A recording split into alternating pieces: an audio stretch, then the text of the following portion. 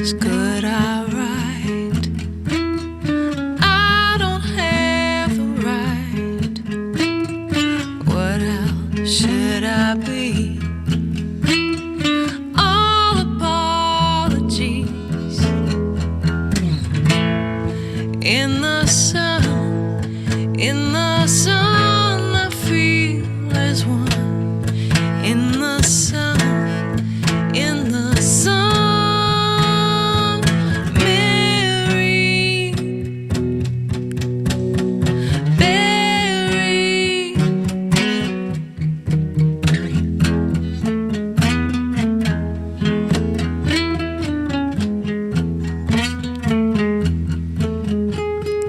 I wish I was like you, easily amused.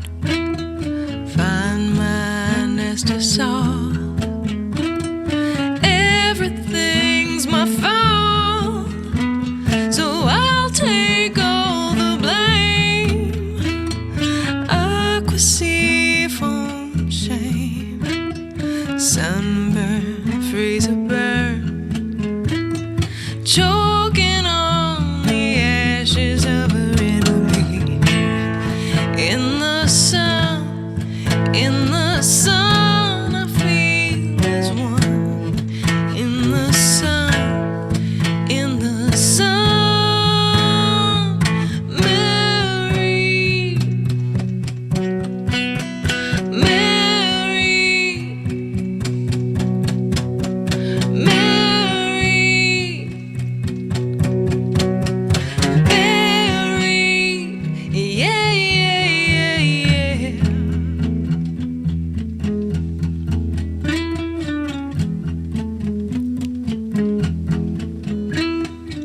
All in all is all we are. All in all is all we are. All in all is all we are.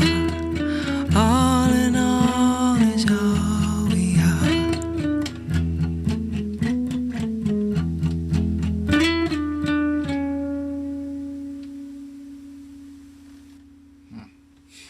Shout out! Shout out. Thank you, friends, so much for joining us for another Sugar Lime Blue Sunday shout out. This is Dave. I'm Ashley of Sugar Lime Blue, and this Sunday shout out is a retro Sunday shout out going back out to Honky Tonk Dancer. Honky Tonk Dancer, we hope you re-enjoyed your shout out. We'll see everybody next week with another one. Please like, share, subscribe, leave a comment, ring that bell so you never miss a shout out. We'll see you next week. Shout out. Shout out. They said, take that house and burn it down. So last week we were talking about Kurt Cobain in the chat, so we decided we'd do some Nirvana this week. Old-timey music. Old-timey music. Coming at you from 1993. Yeah, it was around 93 or 4. It was 93. Okay, so yeah. I looked it up. So, yeah, this song was, I remember it was like all over MTV. It was all over the radio. Yeah, the acoustic one. You know, in that era, I mean, Nirvana was big. The old-timey era. In the old-timey era. Kurt Cobain was big. He was kind of, I would say he was the ambassador of the grunge movement, at least in my circle at the time, in 93. yeah, like in unsung kind of way. He just was doing his thing. Same thing with Eddie Vedder. Both of those guys from Pearl Jam, and you know, and they kind of were contemporaries, obviously. And I remember being pretty shocked when he committed suicide. Yes. You know? Yeah.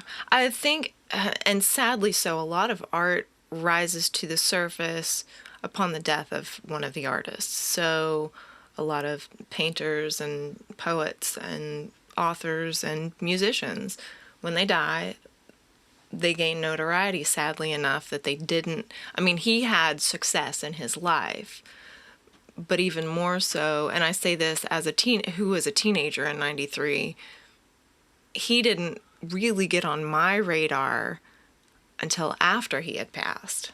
He was on my radar well before he passed, but you know, I was into their music for several years at that point. It struck a chord with me.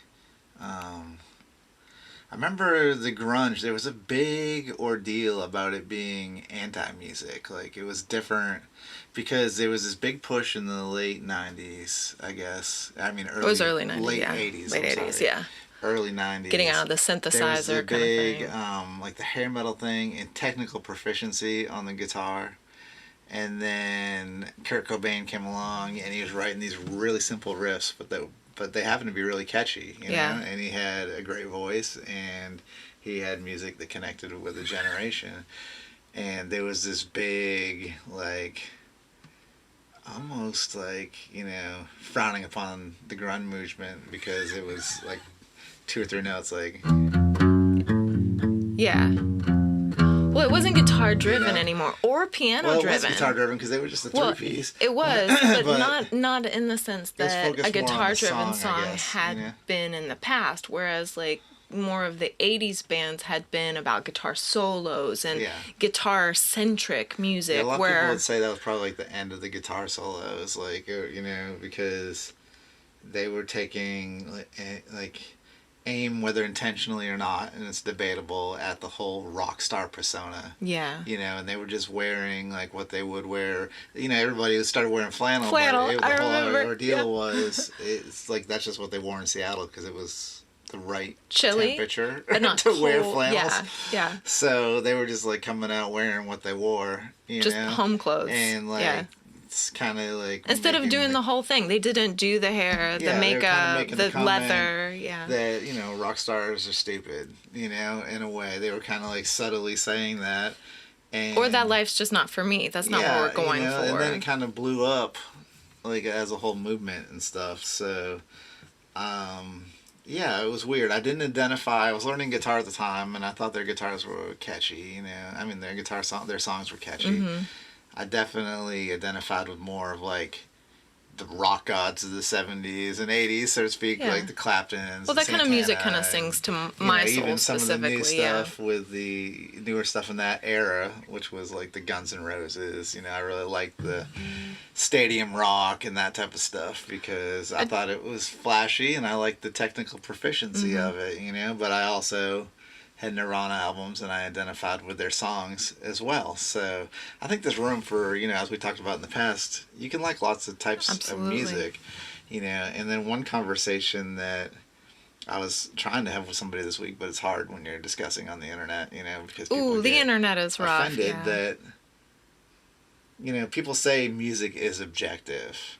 And it's objective to the point of what I like and don't like. Well, it's subjective. Yeah, so Yeah, it's subjective. Subjective to to the point of what I like and don't like. But objectively, there is good music and bad music. You can have, if you take redundancy and limited chord vocabulary and limited lyrical vocabulary and you just make canned music, then you can say that it's not a Mozart movement or a Beethoven movement where you can look at certain things and you can diagnose it.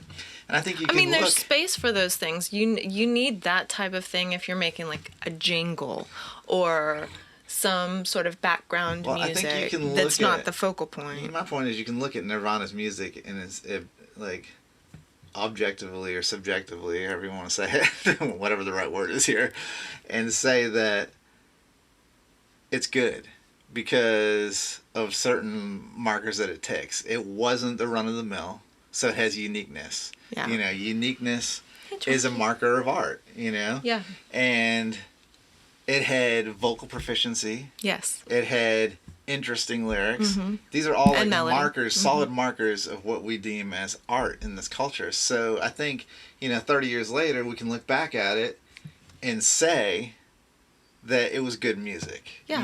At the time, people say, oh, well, this isn't good music, because it doesn't check the boxes at the time of what was popular. So popular and Well, everybody's fame resistant and to change, interest in too. music doesn't necessarily mean that it's good music. Yeah. I don't think that, we're going to look back in 30 years at the tank top and jean movement of country music and say well, that was a great music time period. Those were great songs because of this. I mean, they're redundant. They use similar chord structures to other songs. They use similar lyrical content. There's nothing original about their melodies or lyrics. Half the time, they're not even creating it themselves. So, I think you can look at it subjectively and say, no, this is not good music, or good art. Objectively is good, what you're saying? Good art. Objectively? Yes.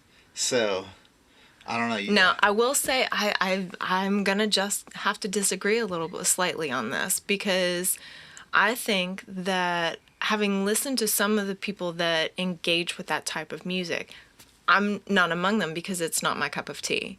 But I do have a cup of tea that I enjoy to engage with that a lot of other people might not want to because of where I'm at socially and in my mindset and my headspace. So some people, they just want something that's familiar, that's catchy, that they can dance to. It has nothing to do with their wanting to ingest the music into their soul. Now, that's where I'm at. I want something I can absorb and feel and be a part of and maybe regurgitate in my own format. But for some people, they just want something to be the soundtrack of their life while they're having a good time. That does not mean it's good. Ooh, just because it's like turning the No. Popularity does not equate with goodness. Because a lot of people like something doesn't mean that it's good. You could have for them. That's what I'm saying. It's subjective. It is good for them. If it makes them feel good in that moment, it's good for them. But it doesn't mean it's good art. It's like American cheese. Exactly. It doesn't mean it's good for you. It could be good on a tater tot. It could be like a pair of sneakers. But not all the time. There could be a popular brand of sneakers. And lots of people buy them. But maybe they fall apart in 6 months. Whereas if you buy Doc Martens and they last for years and years and years. Just embracing the 90s here. Completely embracing it. If you buy these shoes and they last you 5 years, it's not debatable. The better shoe is the one that lasts longer. Now you could say, oh, well, these look better or these people prefer them. Or they're more comfortable. There's a lot. Or they're better for your back. Well, so there are variations. So, say that the Doc Martens, they are better for your back. They are... No, it's not. Things are quantifiable in this world, and music is one of them. Just because something is popular, there are markers of good music and good art. That's why we have, critics might not always get it right, and they might not always get it right in the time, but, the history, I think, is my point, that at the time, people would trash Nirvana. This isn't good music, this is just what the kids like. It's a fad, it's grunge, it's a waste of time, whatever. Yes. Now, looking back at it, we can say definitively, no. The critics and the people that thought that were wrong,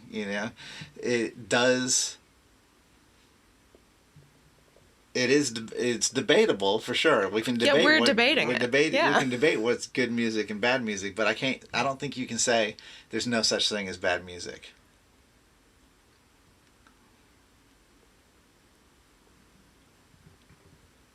I think you can. Yeah. I've heard some music that I wouldn't particularly care to listen to, that other people care to listen to. It makes them feel good. There's nothing wrong with that. There are certain markers. I understand what you're saying. I'm disagreeing with what you're saying. Okay, so you're saying, in some cases this could hold true to be art. However, you're saying that somebody that tries to sing in key and cannot, that tries to play chords and cannot, and tries to play in time and cannot. That's a different thing. That's a technical proficiency. That they could make a song that was still good music. There's a technical proficiency there in performance. And there's technical proficiency in songwriting. If you can do it in... No. And there's technical proficiency in composition. I understand what you're saying. There's technical proficiency in lyrical. Yeah. That doesn't mean like this list country of where they sit down and they say, why are you picking on country? T-shirts, blue jeans, Ford truck, pickup, that's my town. No, that's not a good song. I'm sorry. That's making a list. And that's pandering. If you are pandering to your audience, you're automatically disqualified from being good music, because art is about expression. Okay. And if you're So not it's less expressing a true artistic. self, if you're just pandering, It's to sell a pandering. record, Now that I can get behind, then yes. I would say Yeah. that it is bad music because it's not even trying to be art. It is just pandering to an audience to sell records. Okay, I'm gonna have to do more thinking on that. But for now, I'm gonna say I can agree with that statement. Okay. Yeah. Fair enough. I brought you over to my side just a little bit. Really It's not good. about sides. I do think music is so important and so individualistic. I just think of walking into someone's home. Your home is like your sanctuary, and you decorate it in a way that makes you feel comfortable or inspired, or like it's an expression of your inner self. And walking into someone else's home, I can appreciate things the way they made them without wanting my home to emulate that. So I feel the same way about all different types of art. I appreciate somebody else's appreciation without feeling the weight of needing to appreciate the thing myself. Question though. So somebody that lives their life and they just like listen to the radio on low Yes. key, and they get a song drilled into their head. Yes. Say the latest Jason Aldean single. Since Let's we're going with not. country. Why? Because there's Why? a big discussion No, it's right a now. big discussion. I don't want to get involved in the So let's discussion. just say let's just say this though. They're getting a song drilled into their head. Yes. And all their friends will listen to this song. Yes. So they download the song on iTunes or put it on their Spotify stream. I thought they were just listening to the radio. Okay, but now that it's gotten drilled into their head. Okay. So they go through that, do they truly appreciate that music? Have they taken time to think about the lyrics and digested it and said, this is what I want to identify myself with? I think has it really just been depends on the pure person. commercialism and advertising and... I think it depends on the listener completely. That's why I think it's so subjective, because some people do just want a background track, and some people are like me, and I wish to, the music that I'm listening to, I am actively attempting to absorb But it into myself. if somebody so I'm wants- careful what I listen to. If somebody wants just a background track, Yes. I mean, that's fine. The then they listener's probably fine. won't go download it. They'll just put it on a Okay. playlist somewhere. Right, but does that make it good art? Because a lot of people downloaded it or streamed it or play it. So now we're talking about validity as it's connected to... Well, I think, I think that's part of the conversation of is it But good it's art like or bad art? art and the viability of art, and is it art? Well, we've already discussed that defining art is in flux for me right now, because I need to go away and think on things, because you've presented some different ways to think about things. So, like, for me, I would have to say I'd have to define art before I could continue with the question.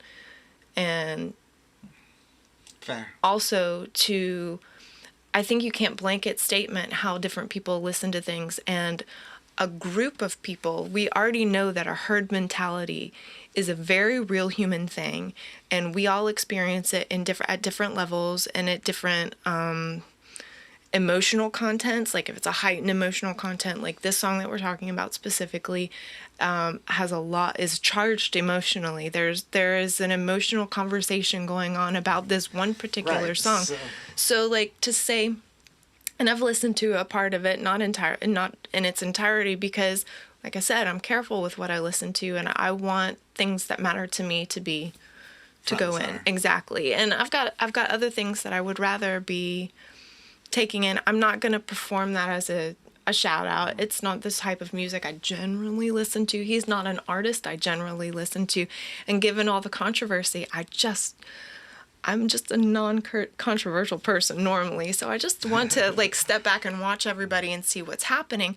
Well, we have this dichotomy. Like, we're so into teams, especially in the United States. We're like team football, team baseball, team basketball, team politics, team music now. And I've never thought that music should be a contest. I've always really detested battles of the bands, because I just don't think it should be a competition. And I don't think it should be a competition. You can like multiple songs, and you can like multiple artists, and you can have layers. There's nuance to all this, you know, obviously. And I'm just saying that in general. I'm not saying anything about Jason Aldean country music. Okay. You know, I mean, I brought up country music, but it could be any music. It could be rock. There's a lot of rock that would fall into that category nowadays, I think. It could be blues. that Well, I think you could just maybe, because something is made and it's executed well, or or because it sparks because it's conversation. famous, or because it's, liked by a lot of people, you can have something that is liked by a lot of people, but not necessarily be Okay, well, a good. let's go to artistic someone who I expression. actually very much enjoy, who's like somebody that I just adore, that a lot of people do not like, and who would spark conversation, much like this whole song that we've been talking about. Bob Dylan. Very political songs, very kind of pushy, long-winded, multiversed, Doesn't check, in your face kind of a thing. and he doesn't check And a a lot of of the people boxes. don't like the way he sings. People They don't like the way he don't sings. care for People him don't at like all. his lack His of rhyme message, scheme. They exactly. They don't like the execution of the. But I would class it as music. art. It's 100% even though it's art not. because he's honest to It's his true expression. to who he is. Yes. He's honest and he's true to who he is, and he performs it in a. We're talking about two different things here too, because you have performance art and you have Yes. songwriting art, Yes. and you also have like the art of musical execution or whatever. So you could have people that are good at their art go and record these songs, but that doesn't mean the song was necessarily executed well as from a songwriter Point part of view, yeah. Or, like I said, it could be disingenuous. There's a lot of different things that go into it, and I think that's what makes, sparks a lot of controversy to this stuff, because you can say, oh, well, that song's not bad. Well, the song's not bad because it's like executed in a good way, you know? But like there's a lot of different things that Facets go of in, it, a lot of yeah. different facets that go into making a complete song, For sure. So, but I think an artist like Bob Dylan, it's like people can say that he's not good. They can say all these things. They can say whatever they want. But the bottom line is, from an outside point of view, a non-biased point An of view, objective an point of view. objective point of view, Bob Dylan is a really extremely highly talented artist. Yes. Well, Well, I and mean, he the same checks- could be said of like a painter, like a Jackson Pollock painting. That's not my bag. It's not my bag, but I can appreciate the artistry Exactly. there. It's like going and looking at like some impressionist paintings along that lines. It's Yeah. like you see the painting and you're like, I wouldn't want that in my living room, but I understand the weight of this. Yeah. Like when I listened to Bob Dylan, in the beginning of my time, I could understand the weightiness of it, and I didn't necessarily like it, if that makes sense. Yeah. I saw him in concert and thought that, when I was very young, and I was like, okay, like I don't get it. And then Yeah. years later, reading his lyrics, studying Bob Dylan, reading a book on Bob Dylan, I'm like, okay, no, I was wrong. Yeah. So you can also be wrong So about do you art, think that years from now you'll look back on some like this country era? Is that the question that you're posing? You look back on like this specific song and go, no, maybe that was a little more interesting than I thought it was. I don't think so. I mean, you wouldn't now. I think it'll get lost, but there's times, like, there's songs from my past that I, like, listen to now, and I'm like, huh? Like, I didn't get it I before. got caught up in the Yeah. pop culture. Like, I Yeah. thought I got it, and I was like, okay, that was fun for the time. And like you said, What is it? It's that fun. was, Yeah. it was fun, but it wasn't necessarily good art. Well, it's not You know? necessarily something that you add to like your heart music, I Yeah. guess. Well, also, just to wrap around good art and whatnot, that I read an interview with a man who was in community with Kurt Cobain before he passed. And he said he had 4 songs for this album, ready to go. The one, I think it's In Utero. Yeah. He had 4 songs ready to go, and the guy was just blown away with Kurt's sense of melody. And he's like, I could not understand why he had this incredible sense of melody, and he was just yelling all the time. So I mean, that is something. It is subjective. It's how he chose to express himself. It is subjective, and also I just want to take a moment to tell anybody who's struggling out there, please. If you or someone that you know is struggling with suicide or thoughts of suicide, please call 988. It's a free hotline. They got people on there 24/7 that can help. Indeed. So don't struggle alone. We all struggle. You don't have to be alone.